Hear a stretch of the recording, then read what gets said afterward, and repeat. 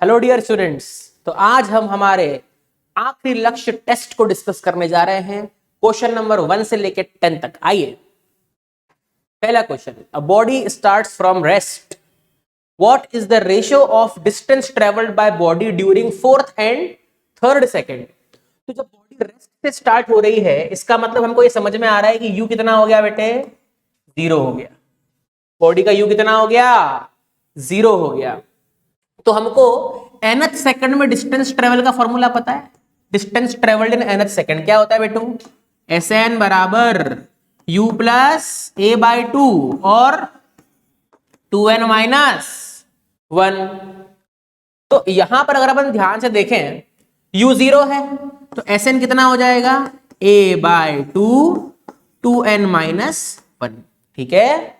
अच्छा, ये बोल रहा है फोर्थ सेकंड और थर्ड सेकंड, यानी कि बोल रहा है S4 निकाल लो, चौथे सेकंड में चली हुई दूरी। तो कितनी होगी, a बाई 2 2 इंटू 4 माइनस 1। तो हो जाएगा 4 2 8 8 माइनस 1 7।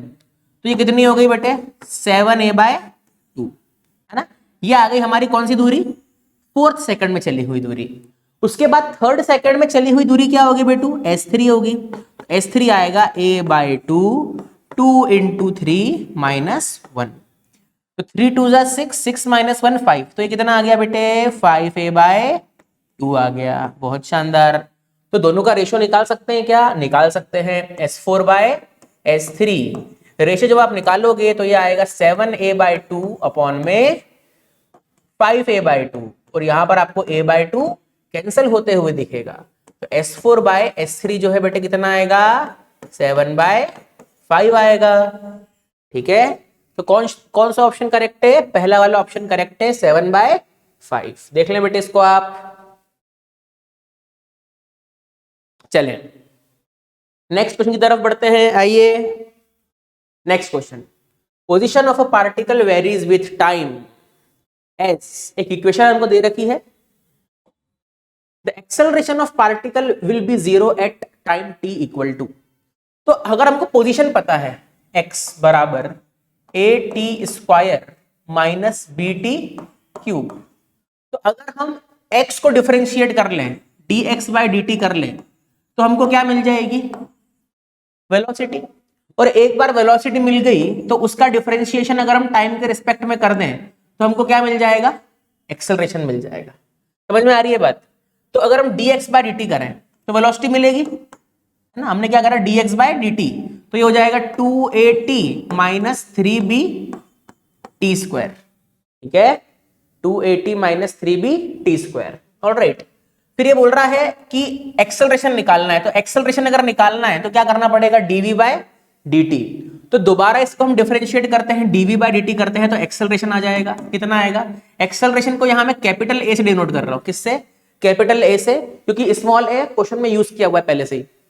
तो हो जाएगा 2a माइनस 6bt, और बोल रहा है एक्सेलरेशन क्या हो जाए, 0, यानी कि 0 बराबर 2a माइनस 6bt, यानी कि 6bt बराबर 2a। तो ऐसे टाइम कितना निकल जाएगा बेटे हमारा, 2a बाय 6b, यानी कि a बाय 3b। इस टाइम पर हमको एक्सेलरेशन क्या मिलेगा बेटू, 0 मिलेगा। ठीक है क्या, देख लें बेटे इसको एक बार।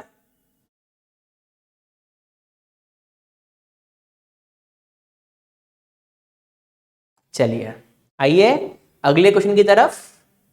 Question number 3, which graph represents uniform acceleration. तो डिस्प्लेसमेंट टाइम ग्राफ दे रखा है अगर आपको यहाँ पे। अच्छा, आप याद करें कि इक्वेशन s बराबर ut plus half a t square. समझ में आ रही है आपको बात। अगर आप ध्यान से एक चीज समझें कि जब हमने एक्सेलरेशन को कांस्टेंट लिया था, एक्सेलरेशन को क्या लिया था हमने, कांस्टेंट, और हमने ग्राफ प्लॉट किया था, तो वो ग्राफ पैराबोलिक आया था। कैसा आया था, पैराबोलिक। और पैराबोलिक ग्राफ कुछ ऐसा होता है, ठीक है, ऐसा, इस टाइप का। ठीक है। अच्छा, अगर अपन यहां पर मान लो u 0 ले लें, इनिशियली बॉडी रेस्ट पे ले लें, तो s कितना आ जाएगा, हाफ a t स्क्वायर। तो ये ग्राफ भी पैराबोलिक है। तो इन सब में पैराबोलिक ग्राफ कौन कौन सा है, ये ग्राफ तो पैराबोलिक नहीं है, ये भी नहीं है। ये बोल सकते हैं पैराबोलिक है, लेकिन इस पैराबोला का जो इक्वेशन है वो क्या बनेगा, इस पैराबोला का इक्वेशन क्या बनेगा, इस पैराबोला का इक्वेशन अगर अपन देखें तो ये है y square is equal to 4ax type का, y square is equal to 4ax type का, जबकि ये पैराबोला कौन सा है, x square is equal to 4ay type का। तो एक्स एक्सिस पे हम टाइम को प्लॉट कर रहे हैं तो टी का स्क्वायर आएगा, और वाई एक्सिस पर हम किसको प्लॉट कर रहे हैं, एस को। तो एस जो है it will be proportional to t square. तो s proportional to t square का जो ग्राफ है वो ए वाला आएगा, ये हमको समझ में आता है। क्लियर बात। नेक्स्ट क्वेश्चन की तरफ बढ़ते हैं। AR and AT represents radial and tangential accelerations. The motion of particle will be uniformly circular. बेटा यूनिफॉर्मली सर्कुलर मतलब पार्टिकल की जो स्पीड है वो टाइम के साथ ना बढ़े। वेलोसिटी चेंज हो सकती है ड्यू टू डायरेक्शन, है ना, लेकिन पार्टिकल की स्पीड टाइम के साथ ना बढ़े। इसका मतलब पार्टिकल का जो टेंजेंशियल एक्सेलरेशन है वो क्या होना चाहिए, 0 होना चाहिए। ठीक है, लेकिन पार्टिकल को सर्कल में घूमना है तो रेडियल यानी कि सेंट्रीपिटल एक्सेलरेशन की जरूरत पड़ेगी, वो नॉन जीरो होना चाहिए। ठीक है, तो ऐसा कोई ऑप्शन आपको दिख रहा है AT 0 हो और AR नॉन जीरो हो, ये वाला ऑप्शन दिख रहा है हमको, तो सी वाला ऑप्शन जो है हमारा यहां पर करेक्ट हो जाएगा। ठीक है, next question. A car is moving along a straight horizontal road with A speed v0। समझना बेटा, एक कार है जो चल रही है कितनी स्पीड से, v0 स्पीड से चल रही है। कोएफिशिएंट ऑफ फ्रिक्शन जो है यहां पर कितना है, म्यू है। हमको बोला the shortest distance in which the car can be stopped is. तो यहां पे जब कार आगे चलेगी तो पीछे क्या लगेगा, समझना बात, जब आपकी कार आगे चलेगी तो पीछे क्या लगेगा, एफ के, और ये एफ के जो है इसको रिटार्डेशन देगा। तो इस रिटार्डेशन की वैल्यू कितनी आएगी, इस रिटार्डेशन की वैल्यू कितनी आएगी, इसकी वैल्यू आएगी माइनस एफ के बाय एम। माइनस क्यों लगाया है, माइनस इज डिनोटिंग रिटार्डेशन। अच्छा, एफ के की वैल्यू कितनी होगी, minus mu into m g by m, m से एम कैंसिल, तो हमारा जो रिटार्डेशन है उसकी वैल्यू कितनी आ गई, माइनस म्यू जी। तो कार तो चल रही है v0 से चल रही है, लेकिन उस पर अब एक रिटार्डेशन भी लग रहा है, कितना, माइनस म्यू जी। तो हमसे पूछा गया है कि कितनी दूरी चल के कार स्टॉप हो जाएगी। तो जब कार स्टॉप हो जाएगी तो उस कार की फाइनल स्पीड क्या हो जाएगी, फाइनल वेलोसिटी क्या हो जाएगी, 0। तो अगर अपन ये एक्सप्रेशन लगाए v स्क्वायर बराबर u स्क्वायर प्लस 2as, है ना, तो फाइनली कार चल के रुक जाएगी, है ना। मान लेते हैं कि कार ने s दूरी चली और s दूरी चल के कार की वेलोसिटी क्या हो गई, 0, यानी कि वो रुक गई। और क्यों रुकी, क्योंकि पीछे फ्रिक्शन लग रहा था जो उसकी वेलोसिटी को कम करवा रहा था, रिटार्डेशन दे रहा था। ठीक है, तो फाइनल वेलोसिटी को क्या डाल देंगे, 0। इनिशियल कितनी है, v0, तो v0 का स्क्वायर, रिटार्डेशन कितना है, माइनस म्यू जी, तो यहां क्या पुट कर देंगे, माइनस म्यू जी, और साथ में क्या आएगा बेटू, s। तो यहां से अगर हम सॉल्व करें तो s हमको मिलेगा v0 स्क्वायर अपॉन में 2 mu g, v0 square by 2 mu g. तो क्या ऐसा कोई ऑप्शन हमको दिख रहा है, हाँ पहला ही ऑप्शन हमको ऐसा दिख रहा है, v0 square by 2 mu g. तो ये ऑप्शन जो है करेक्ट हो जाएगा। अगले क्वेश्चन की तरफ बढ़ते हैं, आइए इसको आप देख लें एक बार। चले अगला क्वेश्चन समझते हैं। A block is kept on an inclined plane of inclination theta and length l। देखें बेटे, ये एक इंक्लाइंड प्लेन है जिसकी लेंथ कितनी है, l है, और यहां पर हमने एक ब्लॉक रख दिया है। ठीक है, मतलब यहां से मान लो ऊपर ब्लॉक रखा हुआ है, कहां ब्लॉक रखा हुआ है, ऊपर ब्लॉक रखा हुआ है। ठीक है, अब यहां से वो ब्लॉक जो है फिसलना चालू हो रहा है। ठीक है, तो जब ब्लॉक फिसलेगा तो आगे क्या लगेगा, mg sin थीटा, और क्योंकि ब्लॉक चल रहा है तो पीछे फ्रिक्शन क्या लगेगा, म्यू mg cos थीटा। तो ब्लॉक का अगर मेरे को एक्सेलरेशन निकालना है तो एक्सेलरेशन होता है net force on the block upon its mass. तो ब्लॉक पर नेट फोर्स कितनी है, mg sin theta minus mu mg cos theta divided by mass. तो यहां से ब्लॉक का एक्सेलरेशन मिल गया कितना हमको, g कॉमन निकाल सकते हैं, sign theta minus mu cos theta. अब इस कांस्टेंट एक्सेलरेशन से ध्यान से देखिए, ये हमको क्या मिला है बेटे, ये हमको वो कांस्टेंट एक्सेलरेशन मिला है जिस कांस्टेंट एक्सेलरेशन से ब्लॉक नीचे स्लाइड कर रहा है। अब ब्लॉक को कितना डिस्टेंस ट्रेवल करना है, ब्लॉक को एल लेंथ ट्रेवल करनी है इस एक्सेलरेशन के साथ, तो क्या हम s बराबर ut plus half at square लगा सकते हैं? नहीं, हमसे वेलोसिटी पूछ रहा है, वेलोसिटी पूछ रहा है ये। जब वो बॉटम में पहुंच जाए तो हम v स्क्वायर बराबर u स्क्वायर प्लस 2s लगा देते हैं। सही बात है, v स्क्वायर बराबर u स्क्वायर प्लस 2as। ठीक है, तो block is kept on an inclined plane, जब वो फिसलना चालू होगा, है ना, u क्या ले लेंगे उसका 0, तो v square is equal to 2, acceleration हम निकाल चुके हैं कितना, g sine theta minus mu cos theta, और कितनी लेंथ ट्रेवल करनी है उसको इंक्लाइंड प्लेन पर, l लेंथ ट्रेवल करनी है। तो यहां से v हमारा आ जाएगा under root 2gl sine theta minus mu cos theta. तो ऐसा कोई ऑप्शन आपको दिख रहा है क्या, under root 2gl sine theta minus mu cos theta? ऐसा हमको बी वाला ऑप्शन दिख रहा है, तो बी वाला विल बी करेक्ट। ठीक है, ये हमारा आंसर आ गया, इसको आप नोट कर सकते हैं।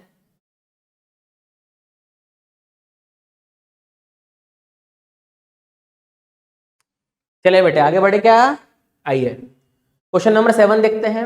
Kinetic energy of a body is increased by 300%, it's momentum will increase by. तो काइनेटिक एनर्जी और मोमेंटम में हमको क्या रिलेशन पता है, बताएं बेटे आप।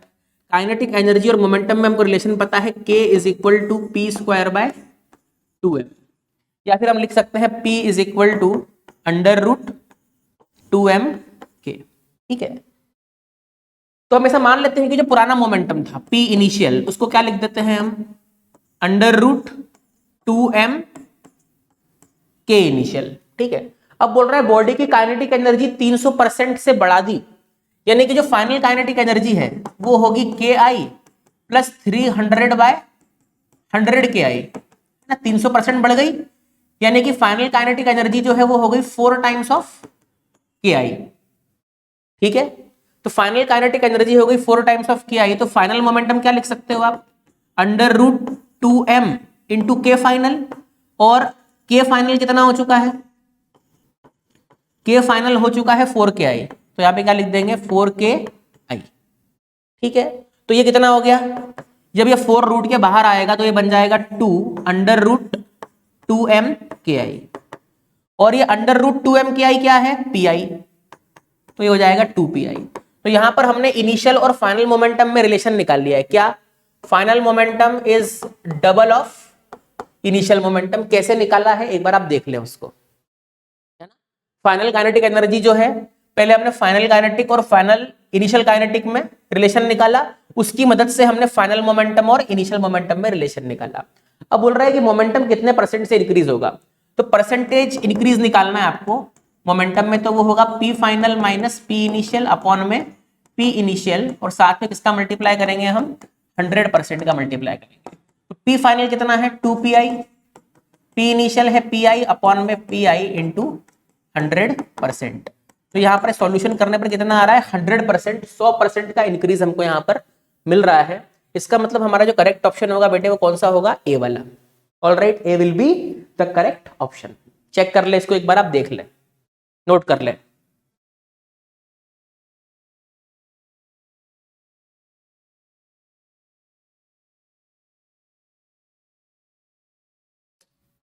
कर लिया बेटे नोट, चले अगले क्वेश्चन की तरफ बढ़ते हैं बेटू, आइए। An object of mass 3m splits into 3 equal fragments, equal fragments यानी कि हर फ्रेगमेंट का मास m होगा। मतलब एक ऑब्जेक्ट था ऐसा, उसका मास 3m था और उसके 3 टुकड़े हो गए, है ना। एक फ्रेगमेंट का मास m, दूसरी फ्रेगमेंट का मास भी m, और तीसरी फ्रेगमेंट का मास भी m। ठीक है, और ये फ्रेगमेंट मान लें इधर जा रही है v1 वेलोसिटी से, ये इधर जा रही है मान लीजिए v2 वेलोसिटी से, और ये इधर जा रही है v3 वेलोसिटी से। तो यहाँ पर मोमेंटम कंजर्वेशन हम करते हैं, हमको पता है इंटरनल फोर्सेस की वजह से एक्सप्लोजन हुआ है। इसका मतलब हम सिस्टम के लिए बात करें, initial momentum of system, initial momentum of system must be equal to final momentum of system. सही बात है, और सिस्टम का इनिशियल मोमेंटम कितना है 0, क्योंकि ऑब्जेक्ट जो था इसको तो हम काय पे ले रहे थे, इसको हम रेस्ट पे ले रहे थे, तो इनिशियल मोमेंटम कितना हो गया बेटा 0। फाइनल मोमेंटम की अगर अपन बात करें तो फाइनल मोमेंटम में पहला मास m और पहले मास की वेलोसिटी क्या दे रखी है vj कैप, तो क्या लिख देंगे m into vj cap, plus दूसरा मास m उसकी वेलोसिटी क्या दे रखी है vi कैप, तो m इंटू vi कैप। तीसरे मास की वेलोसिटी हमको निकालना है, तो तीसरा मास तो m है, उसकी वेलोसिटी को हम मान लेते हैं v डैश। ठीक है, v डैश वेक्टर लिख रहा हूं मैं यहाँ पे, क्या लिख रहा हूं v डैश वेक्टर। तो यहां ध्यान से देखें, ये m और m तो कैंसिल आउट हो जाएंगे, तो यहां से हमारे पास v डैश वेक्टर क्या आएगा, ये आएगा minus v j cap minus v i cap. ठीक है, तो हमको यहाँ पर v कॉमन निकलवाया है, तो माइनस यहाँ पर भी v कॉमन निकाला है हर जगह, तो हम भी v कॉमन निकाल लेते हैं, तो अंदर क्या बच रहा है बेटू जे कैप प्लस आई कैप। समझ रहे हो बात को? तो यहां पर क्या मिलेगा हमको v डैश वेक्टर बराबर minus v i cap plus j cap, जो कि सी वाला ऑप्शन में हमको दिखता है। ठीक है क्या? चलो बेटू आगे बढ़ते हैं, अगला क्वेश्चन देखते हैं। A 50 gram bullet moving with speed 10 metre पर second strikes a block of mass 950 kg। देखो बेटा ये एक ब्लॉक है, इस ब्लॉक का मास कितना है 950 ग्राम। ठीक है, और एक बुलेट है ये रही, इस बुलेट का मास कितना है 50 ग्राम। ठीक है, चल रही है ये कितने से 10 मीटर पर सेकेंड से। तो जब ये एम्बेड हो जाएगी तो अपन उसको इनइलास्टिक कोलिजन मान सकते हैं, अपन मान सकते हैं कि ये 950 और 50 मिलकर 1000 ग्राम बन गया, और इस 1000 ग्राम जो है ये कॉमन वेलोसिटी v से चल रहा है। ठीक है, तो इसको अपन इनइलास्टिक कोलिजन जैसा ट्रीट कर सकते हैं, और इसमें भी हम क्या करेंगे मोमेंटम का कंजर्वेशन। तो अगर हम मोमेंटम कंजर्वेशन करें, मोमेंटम कंजर्वेशन करें, तो इनिशियल मोमेंटम कितना दिख रहा है आपको 50 इंटू 100 है ना। ध्यान रखना है मैं ग्राम में ले रहा हूं, है ना, ये ग्राम में हो रहा है, मीटर पर सेकंड में चल रहा है। ठीक है, ये कितना हो गया इसका 0, इसका कितना हो गया 1000 इंटू वी, तो v कितना आ गया 500 बाय 1000 मतलब 1/2 मीटर पर सेकेंड। ऑल राइट, तो हमसे पूछा जा रहा है loss in kinetic energy will be. तो सिस्टम की काइनेटिक एनर्जी में लॉस निकालना है अगर हमको, तो पहले तो हम बात करते हैं किसकी, पहले तो हम बात करते हैं किसकी इनिशियल काइनेटिक एनर्जी की। ठीक है, इनिशियल काइनेटिक एनर्जी कितनी होगी हाफ, बुलेट का मास कितना है 50, तो मैं लिख रहा हूं इसको 50/100 सॉरी 50/1000 इंटू वेलोसिटी कितनी है 10 का स्क्वायर यानी कि 100। तो यहां से हमको क्या मिलेगी 5/2 जूल। ये है सिस्टम की इनिशियल काइनेटिक एनर्जी। और सिस्टम की अगर आप फाइनल काइनेटिक एनर्जी निकालना चाहो के फाइनल, तो वो मिलेगी आपको हाफ। सिस्टम का मास कितना हो गया 1000 ग्राम यानी कि 1 kg, और फाइनल वेलोसिटी जो है वो कितनी है v है। ऑल राइट, और v की वैल्यू कितनी है 1/2, तो 1/2 का स्क्वायर कर देंगे तो 1/4 हो जाएगा, तो ये कितना आ गया 1/8 जूल। ठीक है, तो हमको पूछ रहा है कि the loss in kinetic energy, तो यहां निकाल लेते हैं अपन लॉस।